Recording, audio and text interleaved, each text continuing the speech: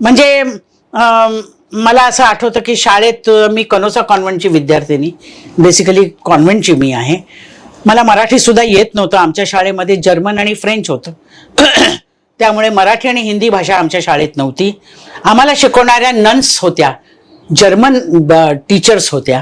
त्यामुळे इंग्रजी किंवा ह्या सगळी जी भाषा आहे ती अस्खलित ॲसेंटनी बोलणं आणि नाही बोललं तर पनिशमेंट मिळणं हा त्याच्यात शाळेमध्ये भाग होता.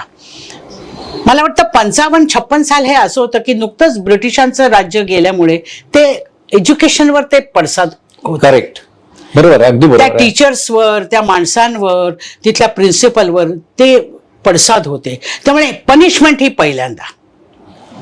म्हणजे तुम्ही उशिरा आलात मग घरी जा, हो, नाही शाळेत यायचंच नाही. उद्या उशिरा आलात तर वॉर्निंग आहे. तिसऱ्यांदा उशिरा यू आर रस्टिकेटेड. तुमचं नाव शाळेतनं काढण्यात येईल. त्यामुळे शक्यच नाही.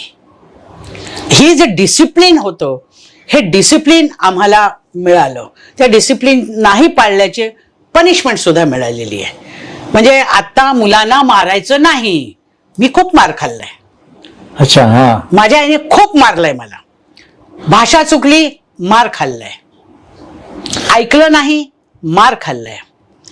जेवणाच्या टेबलावर बसला तर मला हे नको, मी मार खाल्लाय. घरात छडीच असायची ना त्या काळामध्ये. हो हो, बरोबर की नाही? छडी लागे. मला हे नको, का नको.